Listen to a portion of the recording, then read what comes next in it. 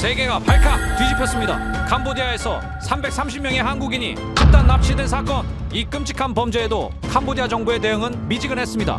한국은 남의 나라 신경 끄고 자국민 교육이나 신경 써라라며 오히려 적반하장의 태도를 보였죠. 하지만 바로 그때 대한민국이 직접 움직이기 시작했습니다.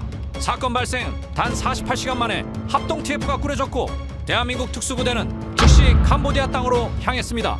도대체 무슨 일이 벌어진 걸까요? 협상 대신 행동을 선택한 대한민국. 지금 시작합니다. 330명. 단 하루 만에 캄보디아에서 사라진 한국인의 숫자입니다. 1999년 코소보 분쟁 때 실종된 유럽인보다 많았고 2011년 리비아 내전 당시 철수 작전 대상자보다 3배나 많았어요. 그런데 이상했습니다. 런던 UN 본부는 조용했어요. 커피 향만 복도에 가득했죠. 누구도 서두르지 않았습니다. 마치 동남아시아에서 일어난 일은 그저 통계 숫자에 불과하다는 듯이 말입니다. 저는 알렉산더 그린입니다. UN 인도주의 업무 조정국의 선임 자문관이죠. 20년 동안 세계 각지의 분쟁 지역을 다니며 자국민 보호 실패 사례를 수없이 봤습니다. 그날도 똑같을 거라 생각했어요. 한국 정부가 어떻게 나올까요? 동료가 물었습니다. 저는 어깨를 으쓱했죠. 조용히 협상하다가 적당한 선에서 타협하겠지. 늘 그래왔잖아요. 그때까지만 해도 저는 한국을 잘 안다고 생각했습니다.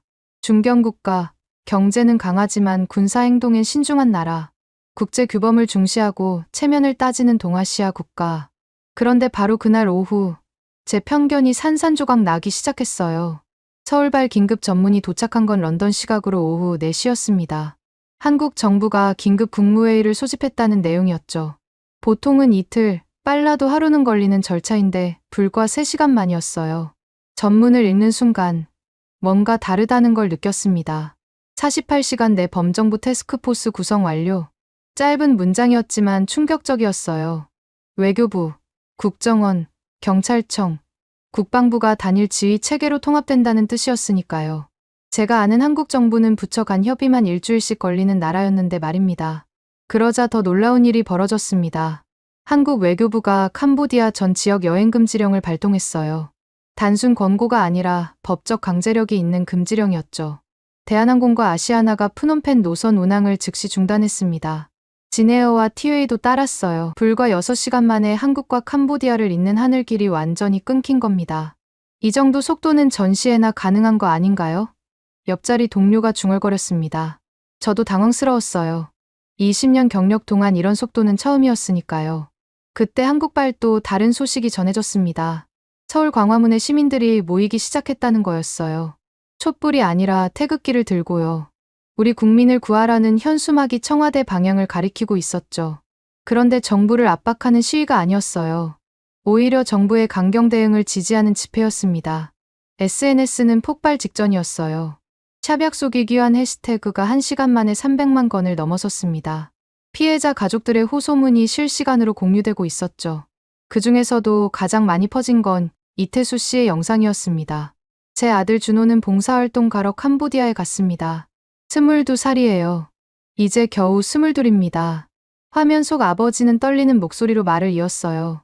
저는 대한민국을 믿습니다. 우리나라가 우리 아이들을 포기하지 않을 거라 믿어요. 그 영상을 본 순간 저는 깨달았습니다. 이건 단순한 납치 사건이 아니라는 거요. 한국인들에게 이건 국가의 존재 이유를 묻는 시험이었어요. 바로 그때 이강현 외교부 차관이 기자회견장에 나타났습니다. 50대 초반의 그는 차분하지만 단호한 표정이었죠. 기자들의 플래시가 터지는 가운데 그가 입을 열었습니다. 대한민국은 단 한 명의 국민도 포기하지 않습니다. 회견장이 조용해졌어요. 그가 말을 이었습니다. 우리는 모든 외교적 수단을 동원할 것입니다. 하지만 분명히 하겠습니다. 외교가 실패한다면 우리는 다른 선택지를 배제하지 않을 것입니다. 다른 선택지. 그 단어가 런던 본부를 술렁이게 만들었어요. 외교관 출신인 저는 그 의미를 너무나 잘 알았습니다. 군사 옵션을 검토하겠다는 뜻이었으니까요. 한국이 정말 그럴까요? 동료가 물었습니다. 저는 대답하지 못했어요. 왜냐하면 바로 그 순간 한국 국정원 팀이 이미 프놈펜 공항에 도착했다는 정보가 들어왔거든요. 태스크포스 구성을 발표한 지 겨우 12시간 만이었습니다. 한서윤 팀장이 이끄는 6명의 요원들이었어요. 그들은 현지 한국 교민회와 즉시 접촉했고 피해자 명단을 확보하기 시작했죠. 동시에 캄보디아 정보 당국과의 공조 채널을 열었습니다. 표면적으로는 협조적이었지만 현실은 달랐어요. 제가 입수한 정보에 따르면 캄보디아 당국은 20건의 공조 요청 중 6건만 회신했습니다. 30%의 회신율. 사실상 거부나 다름없었죠. 그런데 한국은 물러서지 않았어요. 오히려 더 강하게 나왔습니다. 박진석 합참의장이 국방부 브리핑룸에 나타났어요. 60세의 노장군은 군복 차림으로 단상에 섰죠. 그리고 단 한 문장을 말했습니다. 우리는 2011년 아덴만의 교훈을 잊지 않았습니다. 아덴만 여명 작전. 소말리아 해적에게 납치된 선원 전원을 구출한 그 작전 말입니다. 당시 한국 해군은 나흘 만에 작전을 성공시켰죠. 단 한 명의 인질 피해도 없이요. 그 발언이 나가자 국제 언론이 들썩이기 시작했어요. BBC는 한국의 결의라는 제목으로 속보를 내보냈고 CNN은 전문가를 불러 한국군의 특수작전 능력을 분석하기 시작했죠. 하지만 저는 여전히 회의적이었습니다. 결국 쇼일 거야. 저는 보고서에 그렇게 썼어요. 한국 정부는 국내 여론을 달래기 위해 강경한 척하다가 막판에 조용히 협상으로 마무리할 것이다. 그런데 바로 다음 날 새벽, 제 예상이 완전히 빗나가기 시작했습니다. 한국 정부가 캄보디아 주재 한국 기업들의 철수 권고를 내렸어요. 삼성, LG, 현대차 등 대기업들이 직원들을 즉시 귀국시키기 시작했죠. 투자 프로젝트가 중단되고 건설 현장이 멈췄습니다. 캄보디아 경제에 즉각적인 타격이 가해졌어요. 한국은 캄보디아 최대 투자국 중 하나였으니까요. 연간 4,353억 원의 공적개발원조를 제공하는 나라였고요. 그제야 캄보디아 정부가 움직이기 시작했습니다. 하지만 이미 늦었어요. 왜냐하면 바로 그 시각 대한민국 707 특임단과 해병대 수색대가 오산 공군기지에 집결하고 있었거든요. 수송기 엔진 소리가 새벽 하늘을 울렸습니다. 작전명은 약속의 귀환이었어요. 저는 그때 깨달았습니다. 한국은 진짜였다는 거요. 그들은 정말로 군사 작전을 준비하고 있었던 겁니다. 급히 짐을 챙겼어요. 프놈펜행 항공권을 예약하고 상부의 현장 파견을 요청했죠. UN 자문관으로서 이 상황을 직접 관찰하고 기록해야 했으니까요. 런던을 떠나기 전 마지막으로 한국 외교부 발표를 확인했습니다. 외교적 해결을 위한 골든타임은 72시간입니다. 그 이후의 모든 결과는 캄보디아 정부가 책임져야 할 것입니다. 최후 통첩이었어요. 그리고 이미 48시간이 지나 있었죠. 비행기 안에서 저는 첫 번째 보고서를 마무리했습니다. 제목은 한국의 분노였어요. 하지만 제목을 다시 고쳤습니다. 한국의 약속이라고요. 왜냐하면 이건 단순한 분노가 아니었으니까요. 330명의 국민을 구하겠다는 국가의 약속이었습니다. 프놈펜 공항에 내리자마자 숨이 막혔습니다. 섭씨 38도의 열기도 문제였지만 그보다는 공항 분위기가 이상했어요. 입국장에 캄보디아 경찰이 평소보다 3배는 많았고 한국인으로 보이는 사람들은 따로 줄을 서고 있었죠. 마치 잠재적 문제 인물 취급을 받는 것처럼요. 태스크포스 임시본부는 프놈펜 시내 한국 대사관 별관에 차려져 있었습니다. 들어서자마자 긴장감이 느껴졌어요. 벽면 전체에 피해자 330명의 사진과 신상 정보가 빼곡히 붙어 있었고 중앙 테이블엔 캄보디아 전역 지도가 펼쳐져 있었죠. 이강현 차관이 저를 맞았습니다. 그린 자문관, 와주셔서 감사합니다. 악수를 나누는 그의 손은 차가웠어요. 그런데 눈빛은 불타고 있었죠. 모순적이었지만 그게 더 무서웠습니다. 현재 상황은 어떻습니까? 제가 물었어요. 그가 한숨을 내쉬었습니다. 겉과 속이 완전히 다릅니다. 회의실로 들어가자 한서윤 국정원 팀장이 브리핑을 시작했어요. 38살의 그녀는 피곤한 표정이었지만 목소리는 또렷했죠. 어제까지 캄보디아 당국에 20건의 공조를 요청했습니다. 피해자 위치 추적, CCTV 확보, 용의자 체포, 통신 감청 협조 등이었죠. 그런데 실제 회신은 6건 뿐이었습니다. 그것도 검토 중이라는 형식적 답변이 대부분이었어요. 30%. 외교 관례상 이 정도 회신율은 사실상 거부나 다름없었습니다. 더 큰 문제가 있습니다. 한 팀장이 말을 이었어요. 현지 정보원이 제보한 내용인데 직접 들어보시죠. 그때 문이 열리고 30대 남자가 들어왔습니다.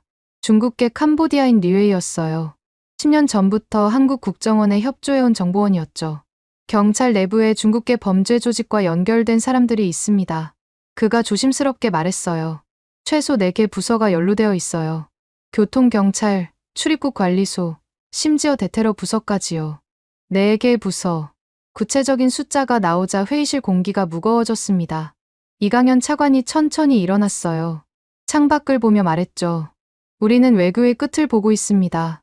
그리고 명분을 쌓고 있어요. 무슨 뜻이냐고 묻자 그가 돌아보며 설명했습니다. 국제법상 자국민 보호를 위한 군사행동은 몇 가지 조건이 필요합니다. 첫째, 외교적 노력을 다했다는 증거. 둘째, 현지 정부의 무능력 또는 방조 증명. 셋째, 긴급한 위험의 존재. 우리는 지금 그 모든 조건을 문서화하고 있는 겁니다. 그제야 이해했어요. 한국은 이미 외교 실패를 예상하고 있었던 거예요. 아니, 오히려 그걸 기록으로 남기고 있었죠. 바로 그 순간 한 팀장의 휴대폰이 울렸습니다. 짧은 통화 후 그녀의 표정이 굳었어요. 시엠립 지역에서 피해자로 추정되는 한국인 여러 명이 목격됐다는 제보입니다. 하지만 현지 경찰이 수색을 거부하고 있어요. 이강현 차관이 주먹을 쥐었습니다. 그리고 결정을 내렸죠. 서울에 보고하겠습니다. 외교적 수단을 모두 소진했음을 공식 기록한다고요. 그날 오후 한국 외교부는 이례적인 브리핑을 열었습니다. 대변인이 준비된 성명을 읽었죠. 대한민국 정부는 캄보디아 당국과의 협력을 위해 모든 노력을 다했습니다. 하지만 캄보디아 정부의 소극적 태도로 인해 외교적 해결이 불가능하다고 판단합니다. 이에 따라 우리는 자국민 보호를 위한 모든 가용 수단을 검토할 것입니다. 국제 언론이 발칵 뒤집혔어요. 로이터는 한국 군사 옵션 강력 시사하라고 타전했고 AP는 동남아에서 벌어지는 전례 없는 대치라고 보도했죠. 그런데 캄보디아 정부의 반응은 더욱 실망스러웠습니다. 내무성 관료 소폰체아가 기자회견을 열었어요. 58세의 그는 거만한 표정으로 말했죠. 한국 정부가 과잉 반응하고 있습니다. 이것은 단순한 실종 사건이며 우리는 최선을 다하고 있어요. 단순한 실종 사건. 330명이 동시에 사라진 게 단순하다니요. 현지 한국 교민들의 불안이 극에 달했습니다. 대사관으로 문의 전화가 폭주했고 일부는 자체적으로 수색팀을 꾸리려 했어요. 하지만 너무 위험했죠. 범죄 조직이 연루되어 있다면 민간인이 나설 일이 아니었으니까요. 그날 밤 저는 태스크포스 회의에 참관했습니다. 이강현 차관이 지친 목소리로 말했어요. 내일이 마지노선입니다. 70이 되는 날이죠. 한서윤 팀장이 보고했습니다. 정보 분석 결과 피해자들이 여러 지역에 분산 감금되어 있을 가능성이 높습니다. 최소 5곳 이상으로 추정돼요. 5곳. 동시 작전이 필요하다는 뜻이었죠. 외교적 해결 없이는 불가능한 일이었습니다. 그때 리웨이가 다시 나타났어요. 그의 얼굴은 창백했죠. 리 자오를 아십니까? 그가 물었습니다. 중국계 범죄 조직 수장. 악명 높은 인물이었어요. 리웨이가 말을 이었습니다. 그가 이번 납치를 주도했다는 정보가 있어요. 그리고 캄보디아 경찰 고위층이 그를 보호하고 있습니다. 증거가 있냐고 묻자 그가 사진 한 장을 꺼냈어요. 리 자오와 캄보디아 경찰 간부들이 함께 찍은 사진이었죠. 불과 사흘 전 날짜였습니다. 이강현 차관이 사진을 들여다보며 말했어요. 이제 확실해졌습니다. 캄보디아 정부는 우리를 도울 의사가 없어요. 아니, 오히려 범죄자들과 한편입니다. 그 순간 한 팀장의 전화가 또 울렸어요. 서울에서 걸려온 긴급 전화였죠. 통화를 마친 그녀가 발표했습니다. 방금 청와대 국가안보실에서 연락이 왔습니다. 대통령께서 결정을 내리셨어요. 내일 정오까지 캄보디아 정부의 실질적 협조가 없으면 작전을 개시한다고요. 작전. 그 단어가 회의실을 무겁게 눌렀습니다. 저는 물었어요. 유엔 안보리 동의는요? 이강현 차관이 쓴웃음을 지었습니다. 안보리가 우리 국민을 구해주나요? 우리가 직접 구해야 하죠. 그날 밤 저는 잠을 이룰 수 없었어요. 호텔 창밖으로 프놈펜 시내가 보였습니다. 네온사인이 번쩍이고 오토바이가 질주하는 평범한 동남아 도시였죠. 하지만 어딘가에 330명의 한국인이 갇혀 있었습니다. 그리고 이 도시의 경찰은 그들을 외면하고 있었어요. 새벽 2시 한서윤 팀장에게서 메시지가 왔습니다. 작전 부대가 이미 이동을 시작했습니다. 심장이 빠르게 뛰기 시작했어요. 진짜 시작되는구나. 한국이 정말로 군사 작전을 감행하려는구나.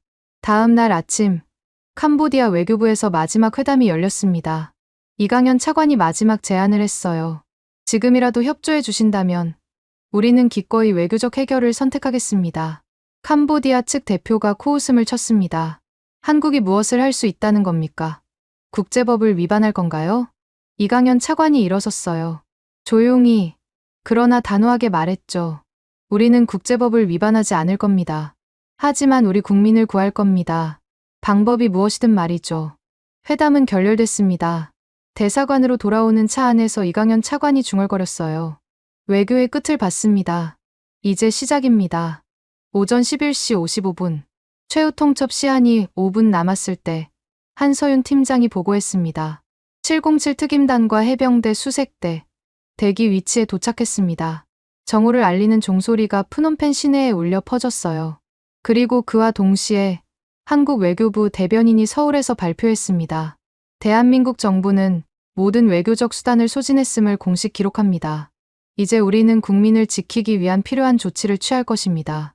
저는 그때 느꼈습니다. 역사의 변곡점에 서 있다는 거요. 한 국가가 자국민을 위해 모든 것을 걸고 있었습니다. 그것도 강대국이 아닌 중견국가가 말이죠. 세계는 지켜보고 있었고 저는 그 현장에 있었습니다. 첫 보고서를 수정했어요. 제목을 외교의 종말로 바꿨죠.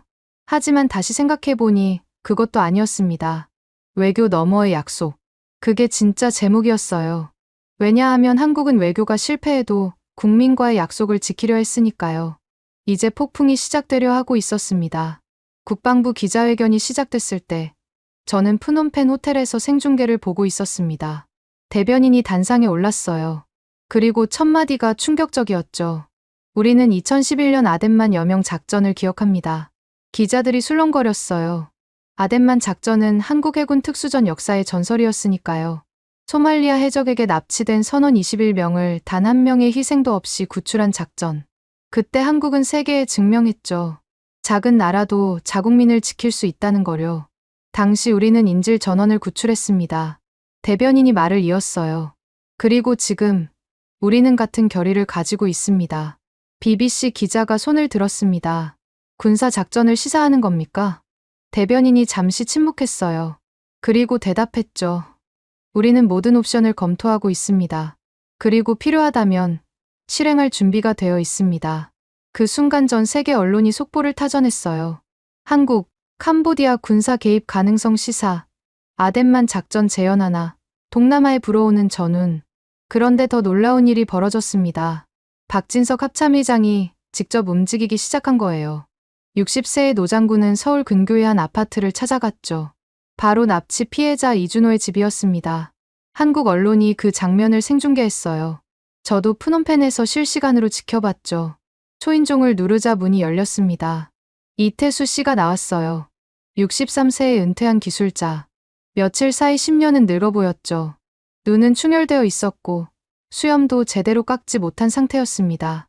이태수 선생님, 박진석 의장이 경례를 했어요. 네, 경례를 했습니다. 대한민국 군 최고 지휘관이 평범한 시민에게 먼저 경례를 한 거예요. 아드님을 반드시 데려오겠습니다. 카메라가 이태수 씨의 얼굴을 클로즈업했어요. 그의 눈에서 눈물이 흘러내렸죠. 정말 가능한가요? 떨리는 목소리였어요.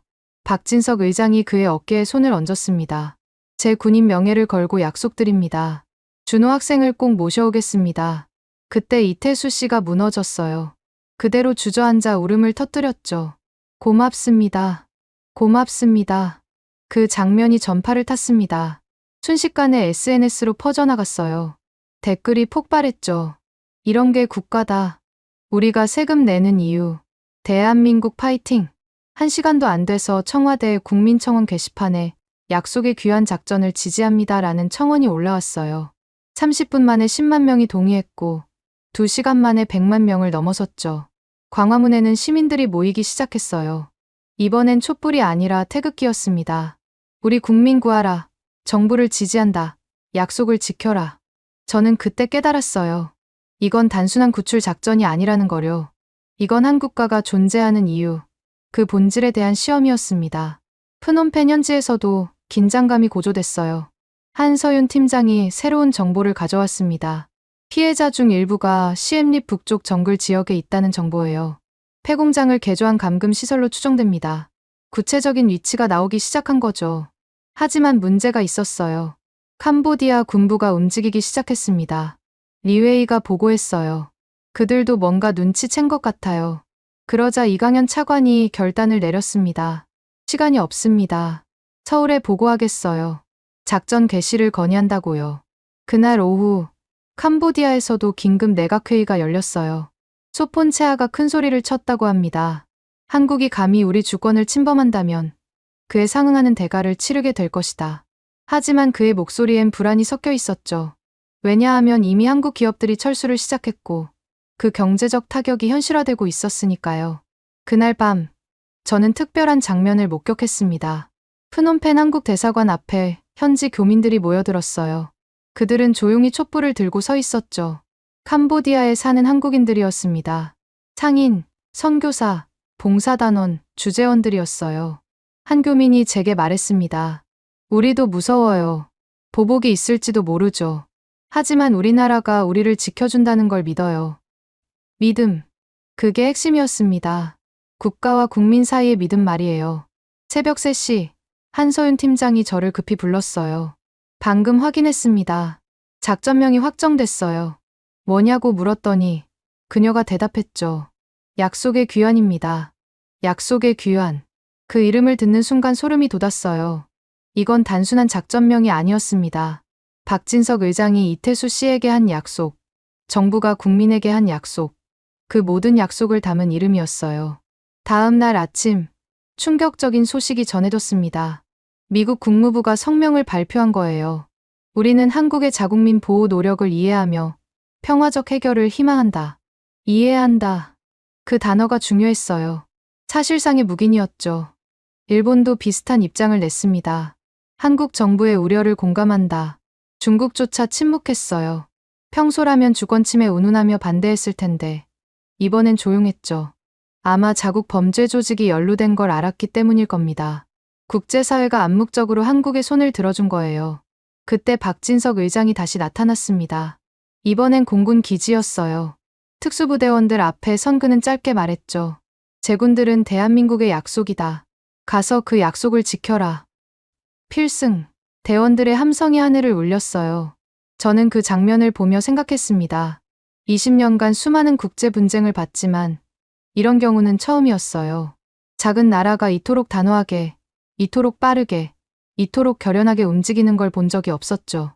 그날 오후 이강현 차관이 제게 물었어요. 그린 자문관, 국제사회는 우리를 어떻게 볼까요? 저는 솔직하게 대답했습니다. 충격받고 있습니다. 그리고 존경하기 시작했어요. 그가 쓴웃음을 지었죠. 존경이요? 우린 그저 당연한 일을 하는 것뿐인데요. 당연한 일. 그런데 그 당연한 일을 하는 나라가 얼마나 될까요? 자국민이 위험에 처했을 때 모든 걸 걸고 구하러 가는 나라가 몇이나 될까요? 그날 밤 마침내 작전 개시 명령이 떨어졌습니다. 내일 새벽 0시 약속의 귀환 작전을 시작한다. 707 특임단과 해병대 수색대가 헬기에 올랐어요. 그들의 표정은 비장했지만 두려움은 없었죠. 왜냐하면 그들은 알고 있었으니까요. 자신들이 짊어진 게 단순한 작전이 아니라 국가의 약속이라는 거요. 저는 제 3번째 보고서의 제목을 정했습니다. 신념의 증명. 왜냐하면 이제 저는 확신했으니까요. 이건 외교도 아니고 정치도 아니었어요. 이건 신념이었습니다.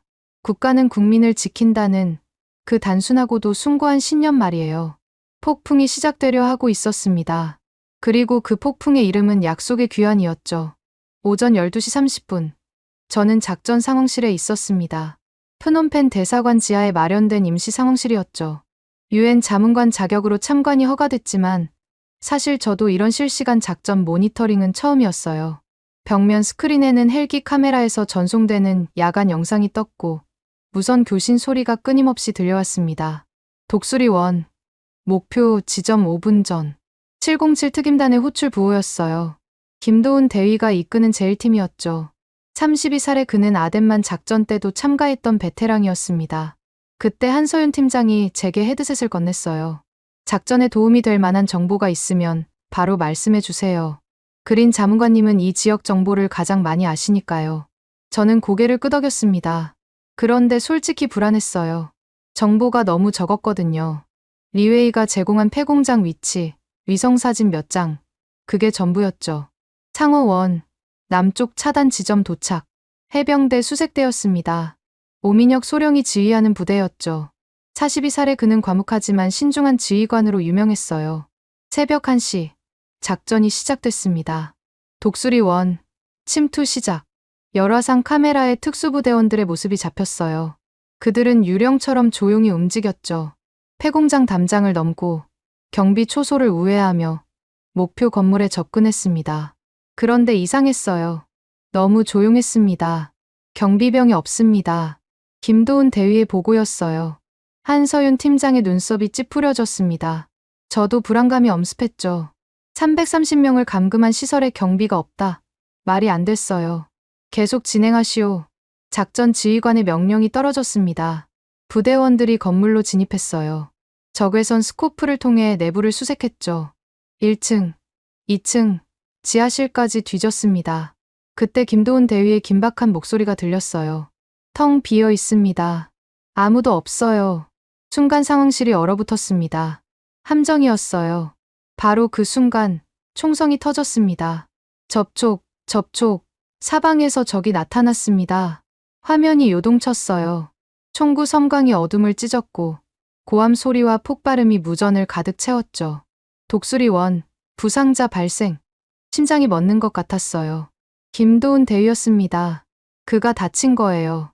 화면에서 그의 모습이 보였습니다. 왼쪽 어깨에서 피가 흐르고 있었죠. 그런데 그는 물러서지 않았어요.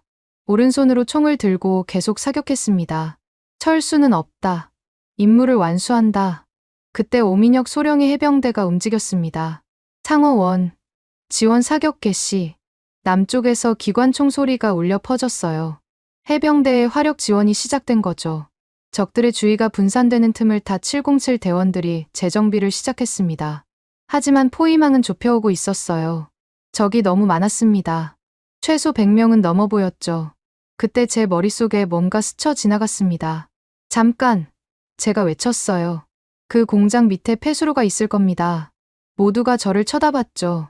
2008년에 그 지역 도시계획을 검토한 적이 있어요.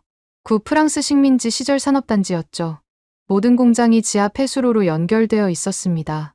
한서윤 팀장이 즉시 노트북을 두드렸어요. 구글 어스에서 오래된 지도를 찾아냈죠. 맞습니다. 폐수로가 있어요. 북동쪽으로 800m 연결되어 있습니다.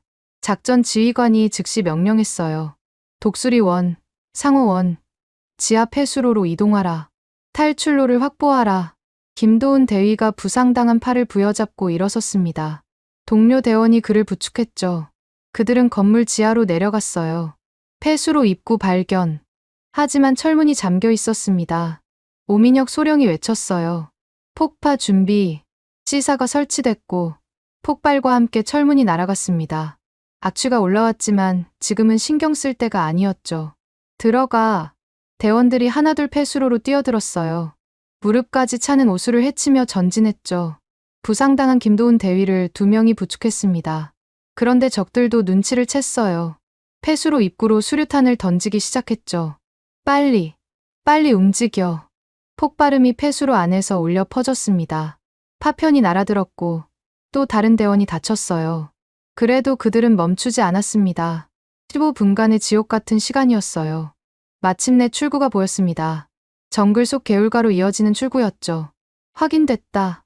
안전하다. 대원들이 하나둘 밖으로 나왔어요. 진흙투성이에 피와 오물로 뒤덮였지만 살아있었습니다. 김도훈 대위가 무전을 잡았어요. 부상당한 몸으로도 그는 보고를 잊지 않았죠. 독수리 원, 탈출 완료. 부상자 셋, 전사자 없음. 그 순간 상황실에서 안도의 한숨이 터져 나왔어요. 하지만 작전은 실패였습니다. 인지를 한 명도 구하지 못했으니까요. 그때 오민혁 소령이 뭔가를 발견했습니다. 여기 와보시오. 폐수로 근처 덤불 속에 뭔가 있었어요. 천 조각이었죠. 그런데 거기에 한글이 적혀 있었습니다. 살아있어요. 북쪽으로 옮겼어요. 이준호, 이태수 씨의 아들이었습니다. 한서윤 팀장이 소리쳤어요. 살아있다. 피해자들이 살아있어요. 메시지를 분석해보니 최근 이틀 내에 쓰인 것 같았어요. 그들을 다른 곳으로 옮긴 거였죠. 그래서 폐공장이 비어 있었던 겁니다. 함정이었지만 완전한 함정은 아니었군요. 이강현 차관이 중얼거렸어요. 그는 옳았습니다. 적들은 우리를 함정에 빠뜨렸지만 동시에 실수를 했어요.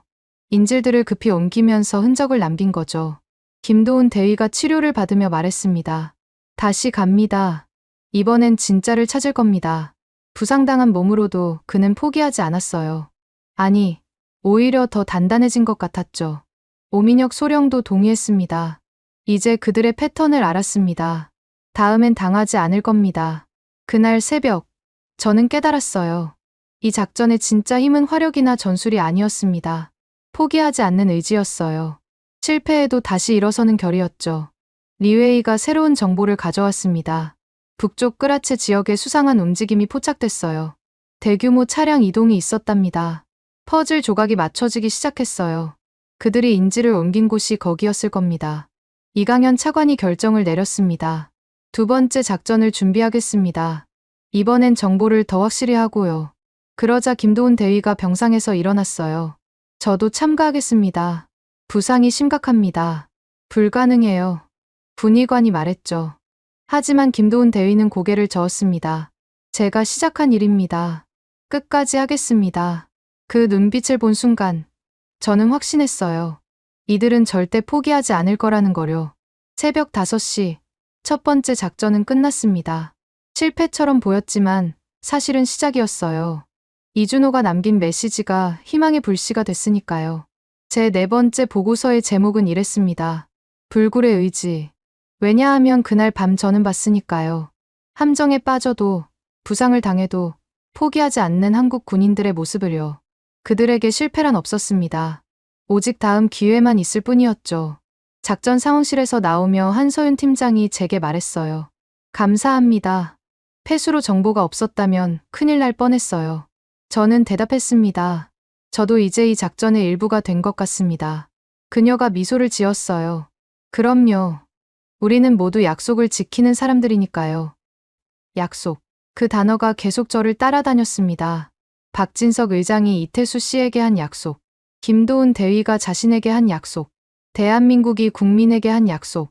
그리고 이제 그 약속은 점점 더 현실에 가까워지고 있었습니다. 첫 번째 시도는 실패했지만 그 실패 속에서 실마리를 찾았으니까요.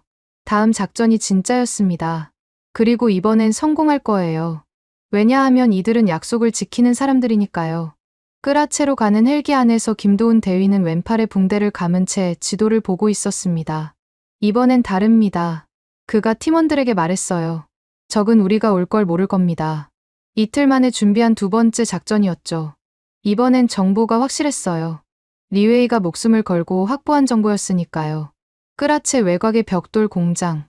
겉으로는 가동 중인 공장이었지만 지하에 거대한 감금 시설이 있었습니다.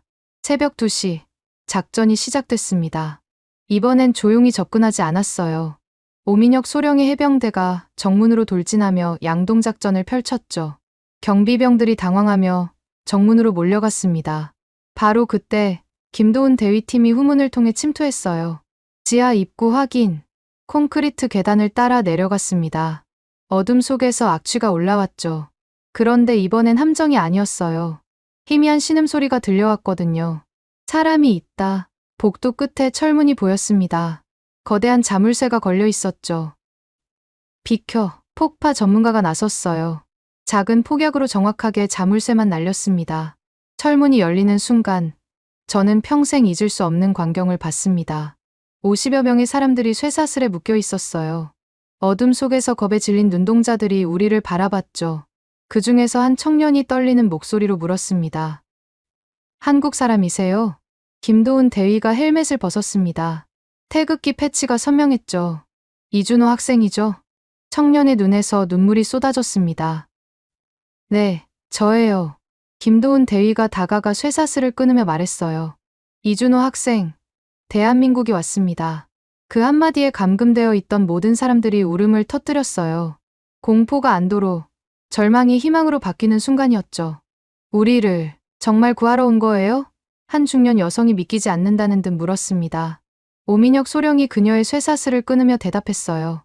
당연합니다. 우리는 약속을 지키러 왔으니까요. 대원들이 신속하게 움직였습니다. 볼트 커터로 쇠사슬을 끊고 부상자들을 부축했죠. 그런데 인원이 58명이었어요. 330명 중 일부였죠. 나머지는 다른 곳에 분산되어 있는 것 같았습니다. 일단 이분들부터 구출한다. 김도훈 대위가 명령했어요. 그때 위층에서 총소리가 들렸습니다. 적들이 눈치챈 거예요. 시간이 없다. 빨리. 부상자들과 노약자들을 업고 뛰기 시작했습니다. 이준호도 다리를 절고 있었어요. 고문을 당한 흔적이 역력했죠. 한 대원이 그를 업었습니다. 괜찮아요. 제가 걸을 수 있어요. 이준호가 말했지만 대원은 고개를 저었어요. 아닙니다. 우리가 모셔야죠. 너무 늦게 와서 죄송합니다. 복도를 달리는 동안 총탄이 날아들었어요.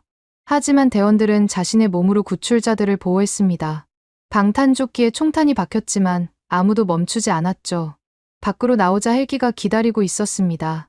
타, 빨리 타. 구출된 사람들을 하나씩 헬기에 태웠어요. 그들의 얼굴엔 아직도 믿기지 않는다는 표정이 가득했죠. 그때 한 할머니가 김도훈 대위의 손을 잡았어요. 정말 한국 군인이 맞죠? 꿈이 아니죠? 김도훈 대위가 할머니의 손을 꼭 잡으며 말했습니다. 네, 할머니. 이제 집으로 가실 거예요.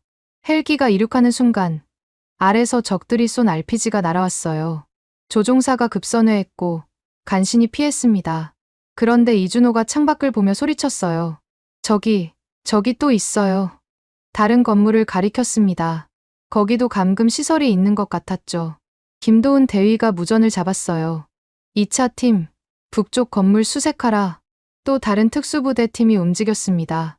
30분 후 추가로 42명을 구출했어요. 이번엔 저항이 거의 없었죠. 적들이 대부분 도망친 뒤였거든요. 작전 시작 6시간 만에 100명을 구출했습니다. 아직 230명이 더 남아 있었지만 첫 구출 작전은 대성공이었어요. 프놈펜으로 돌아오는 헬기 안에서 이준호가 말했습니다. 메시지 보셨어요? 폐수로에 남긴 거요. 김도훈 대위가 고개를 끄덕였어요. 덕분에 찾을 수 있었습니다. 이준호의 눈에 또 눈물이 고였죠. 포기하지 않을 거라 믿었어요. 우리나라는 절대 국민을 버리지 않는다고 믿었습니다. 그 믿음이 그를 살린 거였어요. 절망적인 상황에서도 메시지를 남길 수 있었던 건 누군가 찾으러 올 거라는 믿음 때문이었죠. 헬기가 프놈펜 공항에 도착했을 때 의료진이 대기하고 있었습니다. 구출된 사람들이 하나둘 내렸어요. 그들의 첫 마디는 한결같았죠. 감사합니다. 감사합니다. 한 중년 남성은 태극기를 보자 그 앞에 무릎을 꿇었어요. 이 나라 국민이어서 정말 자랑스럽습니다. 그 광경을 보던 오민혁 소령이 그를 일으켜 세우며 말했죠. 저희가 늦어서 죄송합니다. 더 빨리 왔어야 했는데. CNN 기자가 현장에 있었습니다. 그녀가 마이크를 들이댔어요. 어떻게 이런 작전이 가능했습니까?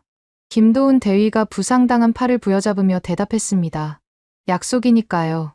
국민과의 약속은 반드시 지켜야 합니다. 그 인터뷰는 전 세계로 송출됐어요. 한국, 약속을 지키다. 불가능을 가능으로. 동남아의 기적. 하지만 아직 끝이 아니었습니다. 작전 본부로 돌아온 박진석 합참의장이 보고를 받았어요. 1차 구출 인원 100명. 전원 생존. 우리 쪽 부상자 5명. 전사자 없음. 박진석 의장이 잠시 침묵했습니다. 그리고 말했죠. 좋습니다. 하지만 아직 230명이 남았습니다. 작전을 계속하십시오. 그러자 한 참모가 조심스럽게 물었어요. 국제사회의 반발이 있을 수 있습니다. 박진석 의장이 단호하게 대답했습니다. 국민의 생명보다 중요한 평화는 없습니다. 계속하십시오. 그날 오후 한국 국방부 대변인이 기자회견을 열었어요. 우리는 아덴만의 교훈을 다시 한번 실천했습니다. 그리고 이것은 시작일 뿐입니다. 기자들이 술렁거렸죠. 시작이라니 더 있다는 건가? 나머지 인질들도 모두 구출할 때까지 작전은 계속될 것입니다. 국제사회가 놀랐어요. 보통은 일부 구출로 만족하고 협상으로 넘어가는데 한국은 끝까지 가겠다는 거였으니까요. 그날 밤 이태수 씨에게 전화가 왔습니다. 아버님, 준호입니다. 소화기 너머로 흐느끼는 소리가 들렸어요. 이태수 씨는 말을 잇지 못했죠. 그저 아들아, 아들아 하고 반복할 뿐이었습니다. 아버지가 나라를 믿으라고 했잖아요. 정말 왔어요. 우리 군인들이 정말 구하러 왔어요. 그 통화 내용이 언론에 공개됐을 때 한국 전체가 울었습니다. 청와대 앞에 모인 시민들이 태극기를 흔들며 노래했어요. 애국가가 아니라 고향의 봄이었습니다. 집으로 돌아온다는 의미였죠. 저는 그날 밤 5번째 보고서를 썼습니다. 제목은 약속의 증명이었어요. 보고서 말미에 이렇게 적었죠. 오늘 저는 국가의 진정한 의미를 받습니다. 그것은 영토나 주권이 아니었습니다. 국민과의 약속이었습니다. 그 약속을 지키기 위해 목숨을 거는 군인들, 그들을 믿고 기다리는 국민들. 그것이 대한민국의 힘이었습니다. 프놈펜의 밤은 조용했지만 어디선가 또 다른 작전이 준비되고 있었어요. 아직 230명이 더 남아 있었으니까요. 그리고 한국은 단 한 명도 포기하지 않을 거였습니다. 왜냐하면 그들은 약속의 귀환을 시작했으니까요. 그리고 그 약속은 마지막 한 명까지 지켜질 거였습니다. 리웨이가 제게 말했어요. 20년 동안 이 일을 했지만 이런 나라는 처음입니다. 저도 고개를 끄덕였죠. 저도요. 이제 알 것 같습니다. 왜 한국인들이 자기 나라를 그토록 사랑하는지. 그들에겐 믿을 만한 이유가 있었던 겁니다. 나라가 지켜준다는 확신 말이에요. 구출 작전 사흘째, 프놈펜에 이상한 소문이 돌기 시작했습니다. 캄보디아 내무성 고위 관료들이 하나둘 사라지고 있다는 거였어요. 소폰체아 차관도 갑자기 잠적했죠. 공식적으론 개인 사정이었지만 진실은 달랐습니다. 리웨이가 저를 찾아왔어요. 그의 표정이 심상치 않았죠. 캄보디아 정부 내부에서 대대적인 숙청이 시작됐습니다. 구체적으로 물어보니 충격적인 숫자가 나왔어요. 12명. 지난 이틀 동안 구속되거나 해임된 관료의 수였습니다. 모두 중국계 범죄 조직과 연루된 인물들이었죠. 무슨 일이 벌어진 걸까요? 답은 그날 오후에 나왔습니다. 이강현 차관이 긴급 기자회견을 열었어요. 프놈펜 한국 대사관에서였죠. 그의 첫 마디가 폭탄 선언이었습니다. 대한민국 정부는 캄보디아에 대한 공적개발원조 4,353억 원을 전면 재검토하기로 결정했습니다. 기자들이 술렁거렸어요. 4,353억. 캄보디아 국가 예산의 상당 부분이었으니까요. 이강현 차관이 말을 이었습니다. 자국민 보호에 협조하지 않는 국가는 우리의 지원 대상이 될 수 없습니다. 이것은 원칙의 문제입니다. 원칙. 그 단어가 캄보디아 정부를 직격했어요. 불과 2시간 후 캄보디아 총리가 직접 나섰습니다. 전격적인 성명을 발표했죠. 우리는 한국과의 관계를 매우 중시합니다. 이번 사건과 관련된 모든 부패 관료들을 즉시 처벌하겠습니다. 그리고 정말로 실행했어요. 그날 밤 경찰 특수부대가 움직였고 부패 관료들이 줄줄이 체포됐죠. 리자오를 비롯한 범죄 조직 간부들도 도주하기 시작했습니다. 놀라운 반전이었어요. 무력으로 하지 못한 일을 경제력으로 해낸 거였죠. 그런데 한국은 거기서 멈추지 않았습니다. 다음 날 UN 본부에 특별 보고서가 제출됐어요. 긴급 자국민 보호 작전에 관한 사후 보고서라는 제목이었죠. 저도 사본을 받아봤는데 정말 치밀했습니다. 외교적 노력의 모든 기록, 캄보디아 정부의 비협조 증거, 인질들의 증언, 그리고 국제법적 근거까지 완벽한 논리로 무장한 보고서였어요. 메리안리 UN 사무차장이 이 보고서를 검토한 후 비공식 논평을 했습니다. 한국의 행동은 국제법의 테두리 안에서 이뤄졌으며 자국민 보호라는 정당한 목적을 가지고 있었다. 사실상의 추인이었어요. UN이 한국의 손을 들어준 거죠. 그러자 놀라운 일이 벌어지기 시작했습니다. 태국 외교부가 먼저 움직였어요. 한국식 자국민 보호 시스템을 연구하겠다는 발표를 했죠. 베트남도 비슷한 움직임을 보였고 필리핀은 아예 한국의 자문을 요청했습니다. 저는 방콕에 있는 동료로부터 전화를 받았어요. 알렉스, 여기 분위기가 완전히 바뀌었어. 모두가 한국 모델을 이야기하고 있다고. 한국 모델.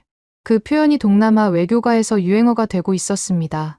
그날 저녁, 이강현 차관과 저녁을 함께 했어요. 처음부터 이렇게 계획하신 건가요? 제가 물었죠. 그가 잔을 내려놓으며 답했습니다. 아닙니다. 하지만 준비는 했죠. 외교가 실패하면 어떻게 할지, 군사작전 후엔 어떻게 정당화할지 모든 시나리오를 준비했습니다. 역시 치밀했어요. 감정적으로 보였던 대응 뒤엔 철저한 계산이 있었던 거죠. 그런데 왜 이렇게까지 하시는 겁니까? 제가 물었어요. 이강현 차관이 잠시 생각에 잠겼다가 말했습니다. 제가 어릴 때 아버지가 중동 건설 현장에 계셨어요. 걸프전이 터졌을 때 정부가 아버지를 포함한 근로자들을 전부 철수시켰죠. 전세기를 띄워서요. 그때 느꼈습니다. 아, 이게 나라구나. 그제야 이해했어요. 이건 단순한 정책이 아니라 신념이었구나. 며칠 후 더욱 극적인 장면이 펼쳐졌습니다. 추가 구출 작전으로 인질 230명 중 180명을 더 구해냈어요. 이제 50명만 남은 상황이었죠. 그런데 이들의 위치를 파악할 수 없었습니다. 그때 뜻밖의 제안이 들어왔어요. 캄보디아 정부였습니다. 그들이 직접 나서서 나머지 인질을 찾겠다는 거였죠. 우리가 책임지고 찾아서 인도하겠습니다. 캄보디아 외무장관이 약속했어요. 사흘 후 약속은 지켜졌습니다.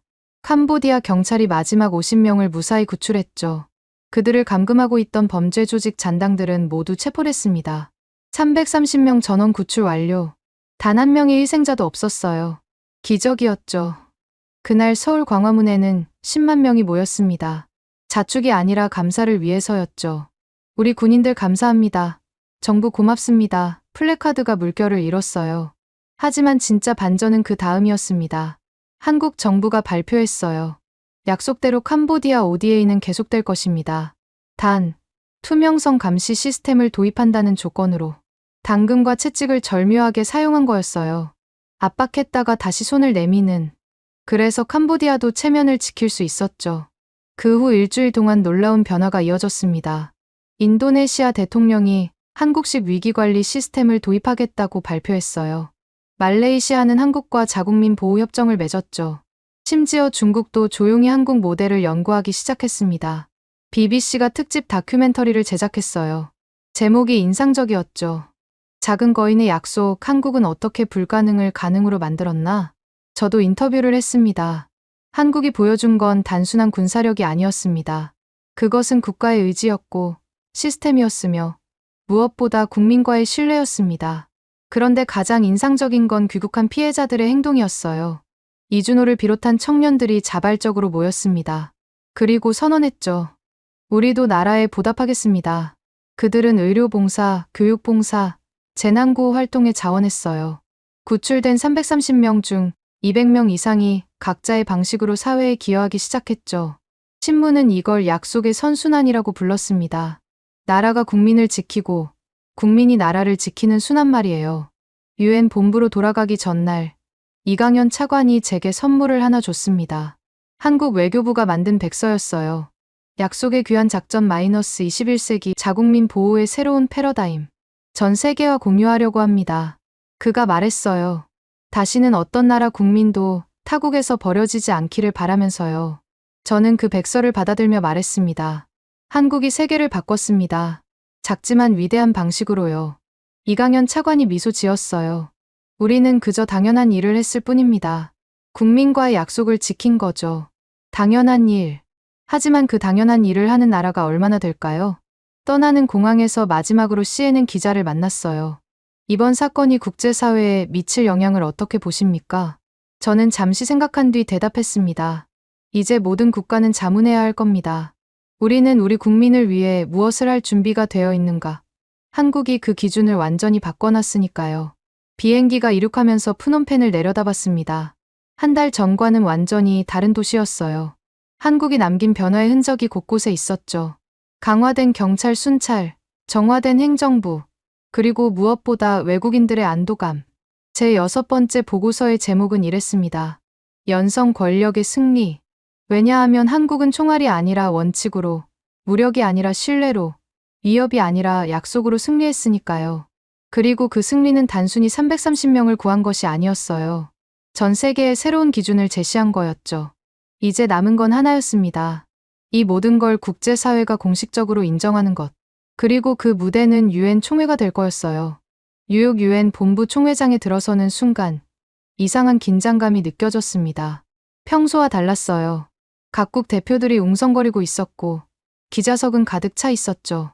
오늘은 정기 회의가 아니라 특별 세션이었습니다. 의제는 단 하나. 캄보디아 자국민 구출 작전에 대한 사후 평가였죠. 제가 발표 자석에 앉자 옆자리에 메리안 리 사무차장이 속삭였습니다. 그린 자문관, 오늘 역사적인 날이 될 겁니다. 무슨 의미인지 묻기도 전에 의장이 개회를 선언했어요. 알렉산더 그린 선임 자문관의 현장 보고를 듣겠습니다. 저는 단상에 올랐습니다.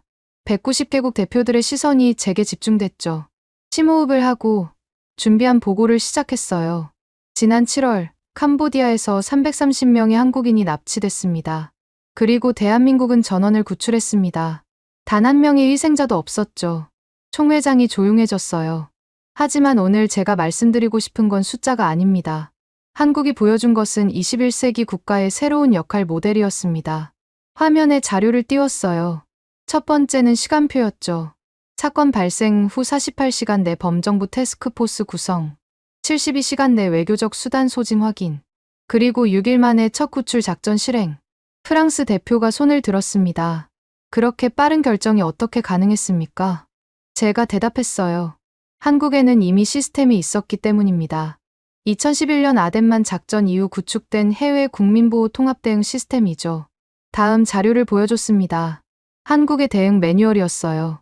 외교부, 국방부, 국정원, 경찰청이 단일 지휘체계로 움직입니다.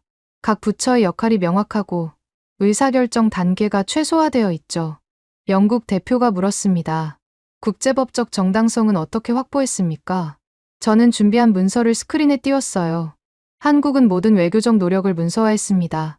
20건의 공조 요청, 6건의 회신, 30%라는 객관적 수치가 외교 실패를 증명했죠. 그때 중국 대표가 날카롭게 물었습니다. 그래도 타국 주권을 침해한 것 아닙니까? 저는 침착하게 대답했어요. 유엔 안전보장이 사회 결의 1674호를 보십시오. 자국민 보호 책임이 명시되어 있습니다. 한국은 그 테두리 안에서 행동했죠. 러시아 대표도 가세했습니다. 무력 사용의 비례성은 지켜졌습니까? 한국군은 단 한 발의 선제 사격도 하지 않았습니다.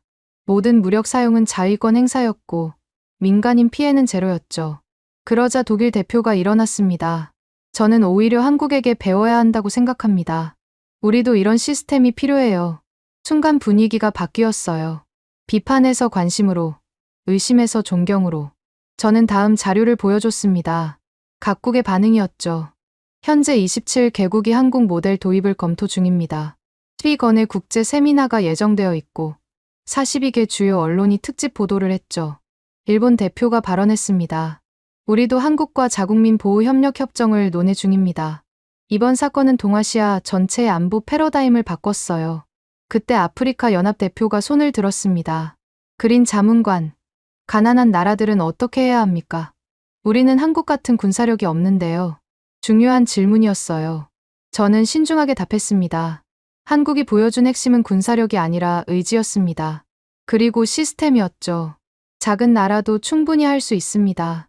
그러자 놀라운 일이 벌어졌어요. 이강현 차관이 방청석에서 일어났습니다. 그는 특별 초청으로 참석해 있었죠.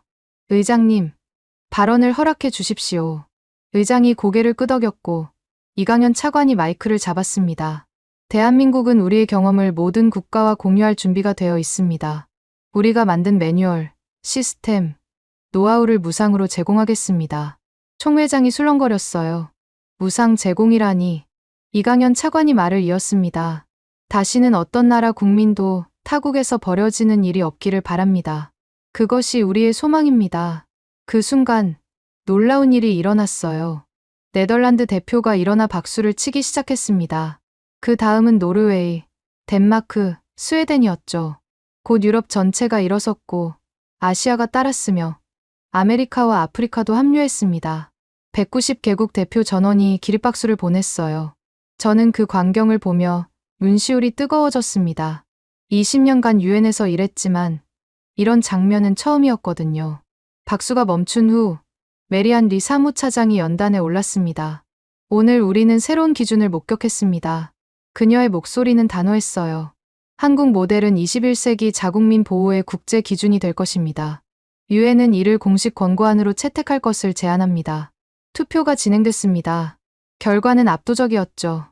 찬성 183, 반대 0, 기권 7. 거의 만장일치였어요. 그날 오후 CNN과의 인터뷰가 있었습니다. 그린 자문관, 한국의 행동이 국제사회에 미친 영향을 평가해 주십시오.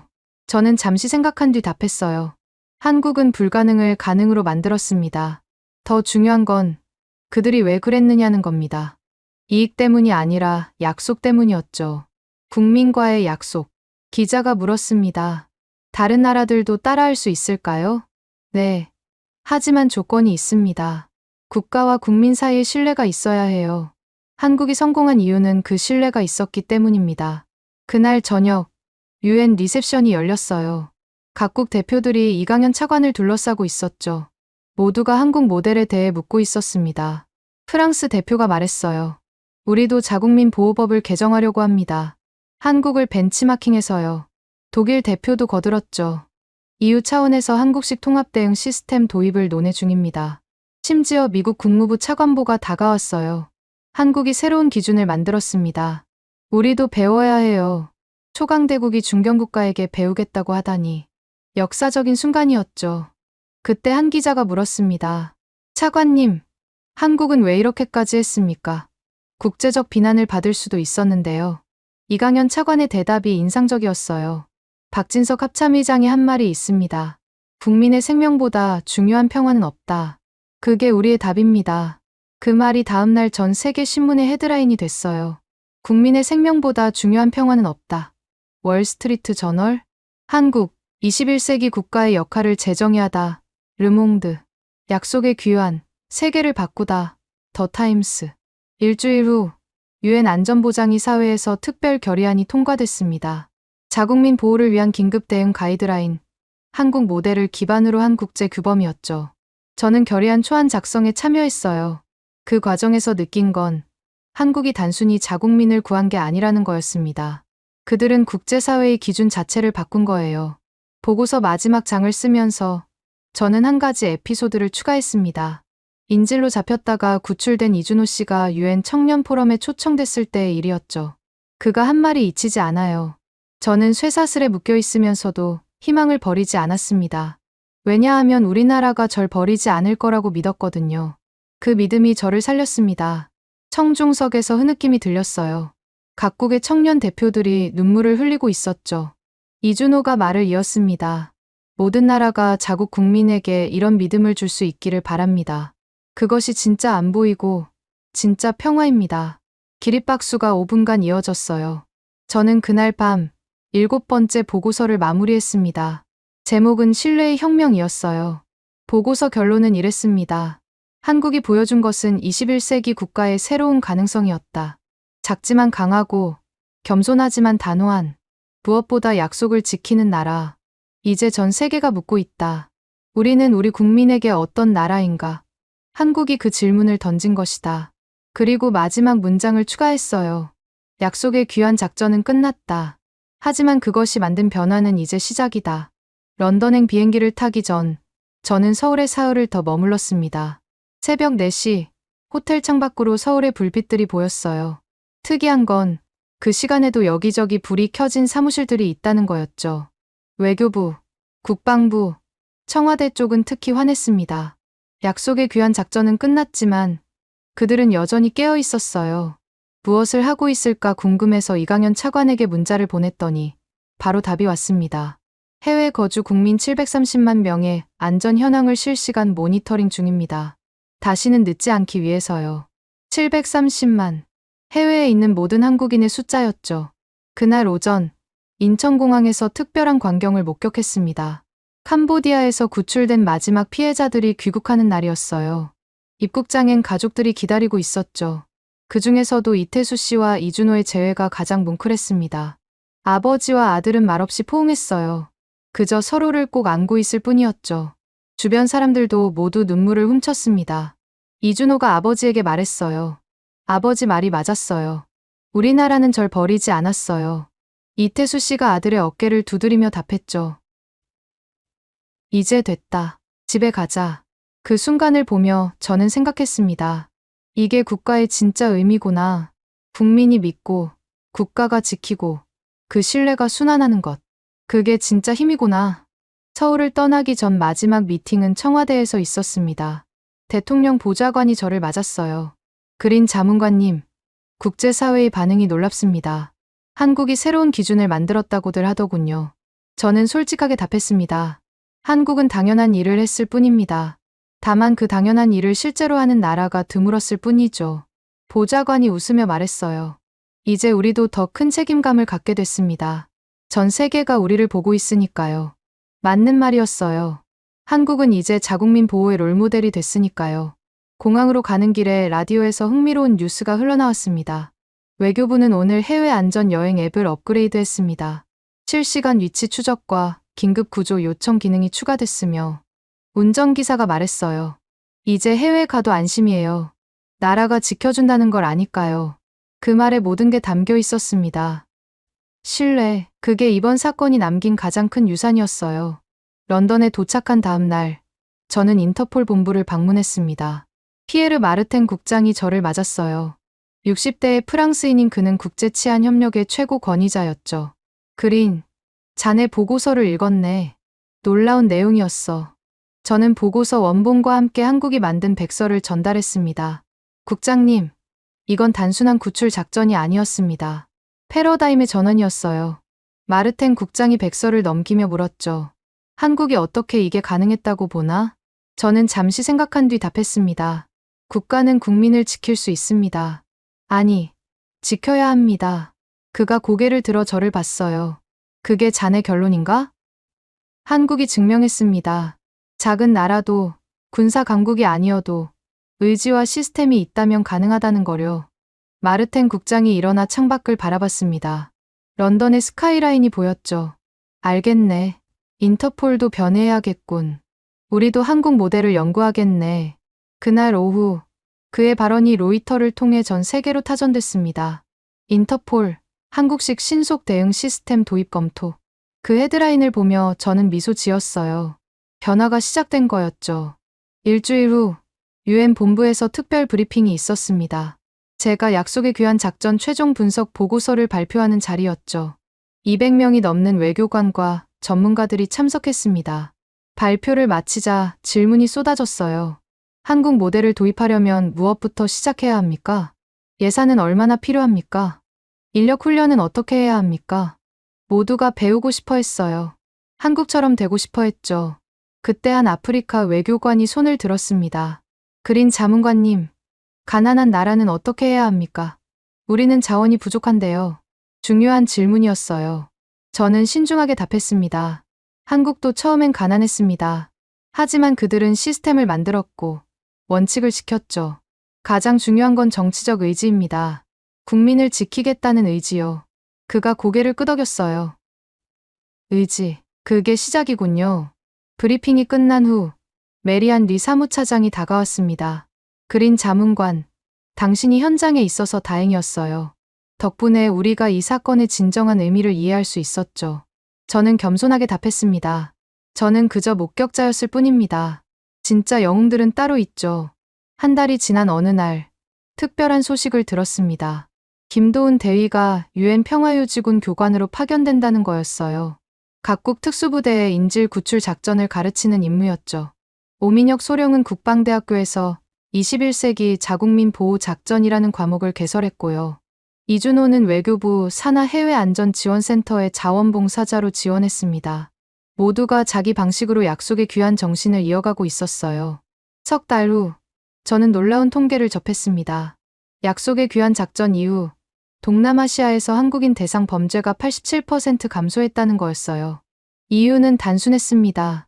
범죄자들이 알게 된 거죠. 한국인을 건드리면 한국이라는 나라 전체를 상대해야 한다는 걸.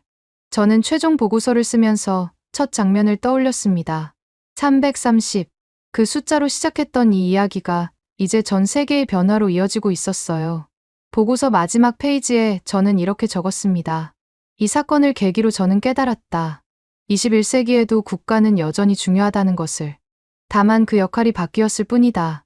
영토를 지키는 것에서 국민을 지키는 것으로, 주권을 주장하는 것에서 책임을 다하는 것으로. 대한민국은 그 변화를 가장 먼저, 가장 완벽하게 실천했다. 작은 나라의 큰 약속. 그것이 세계를 바꿨다. 이제 모든 국가가 자문해야 한다. 우리는 진정 국민의 나라인가? 우리는 약속을 지킬 준비가 되어 있는가? 한국이 던진 이 질문에 세계는 답해야 한다. 보고서를 제출하고 사무실을 나서는데 복도에서 젊은 직원이 저를 불렀어요. 그린 자문관님, 제 고향 시리아도 언젠가 자국민을 그렇게 지킬 수 있을까요? 저는 그의 어깨에 손을 얹고 말했습니다. 한국도 한때는 전쟁으로 폐허가 된 나라였어요. 하지만 그들은 해냈죠. 희망을 버리지 마세요. 그가 눈시울을 붉히며 고개를 끄덕였어요. 1년 후, 저는 한국으로부터 편지를 받았습니다. 이태수 씨였어요. 그린 자문관님, 준호가 결혼합니다. 꼭 와주십시오. 당신도 우리 가족이니까요.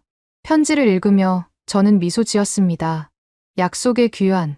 그것은 단순히 330명을 구한 작전이 아니었어요. 그것은 신뢰의 귀환이었고 국가의 의미를 되찾은 사건이었으며 세계를 바꾼 약속이었습니다. 저는 답장을 썼어요. 꼭 가겠습니다. 왜냐하면 저도 이제 약속을 지키는 사람이 됐으니까요. 한국을 응원하신다면, 한국 최고, 한국은 아직 멀었다면, 한국 분발, 여러분들의 소중한 의견을 댓글로 적어주시면 감사드리겠습니다.